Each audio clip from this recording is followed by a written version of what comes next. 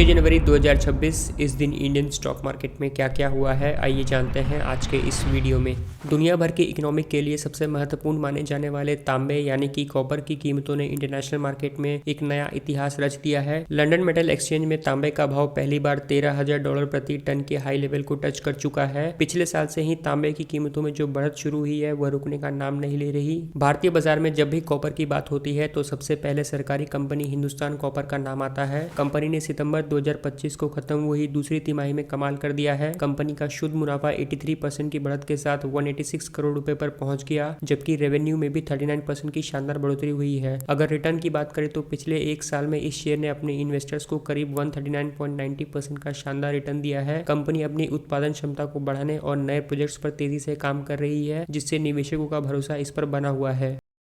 Tata Motors passenger vehicle के investors के लिए मंगलवार का दिन बहुत बुरा रहा। कंपनी के शेयर में 4% से ज्यादा की गिरावट देखने को मिली। इस गिरावट की सबसे बड़ी वजह है जैगुआर लैंड रोवर की कमजोर बिक्री, जो FY26 की तीसरी तिमाही में साइबर अटैक के असर से बुरी तरह प्रभावित हुए थे। होलसेल और रिटेल दोनों बिक्री में तेज गिरावट ने बाजार का चिंता बढ़ा दिया है। खास बात यह है कि गिरावट का असर लगभग सभी ग्लोबल मार्केट्स में देखने को मिला। गिरावट की बड़ी वजह जैगुआर लैंड रोवर यानी जैगुआर लैंड रोवर की कमजोर Q3 बिक्री रही, जिसके आंकड़े कंपनी ने जारी कर दिए हैं।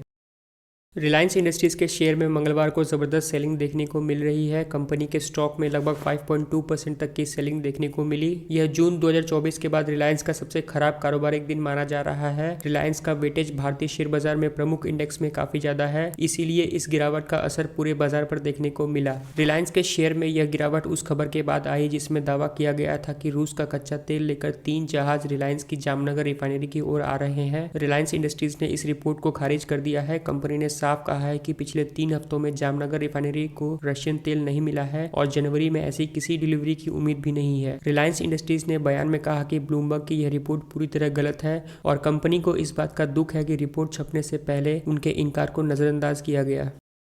शराब का कारोबार करने वाली कंपनी GM ब्रेवरीज ने FY26 की तीसरी तिमाही के नतीजे का ऐलान किया है। अक्टूबर-दिसंबर तिमाही में कंपनी का नेट प्रॉफिट सालाना आधार पर 91% से बढ़कर 42 करोड़ रुपए हो गया। पिछले साल की दिसंबर तिमाही में यह आंकड़ा 22 करोड़ रुपए था। रिजल्ट्स के बीच आज कंपनी के शेयर में उतार चढ़ाव देखने को मिला। इंट्राडे में यह करीब 6% की बढ़त के साथ 1328 रुपए के भाव पर पहुंच गया। GM ब्रेवरीज ने दिसंबर तिमाही में अपने रेवेन्यू में 22% की बढ़ोतरी दर्ज की है, जो 202 करोड़ रुपए रही। पिछले साल इसी तिमाही में कंपनी का रेवेन्यू 165.9 करोड़ रुपए था। इसका एबिटिडा सालाना आधार पर 80% से बढ़कर 53 करोड़ रुपए हो गया है। पिछले साल की इसी अवधि में यह 30 करोड़ रुपए था। GM ब्रेवरीज भारत में अल्कोहल इंडस्ट्रीज में एक हाई परफॉर्मिंग बिजनेस है, जिसके पास प्रीमियम ब्रांड्स के एक शानदार पोर्टफोलियो है। कंपनी मुख्य रूप से देसी शराब बनाने का काम करती है और पिछले कुछ सालों में इस बिजनेस सेगमेंट में लगातार तरक्की देखने को मिल रही है।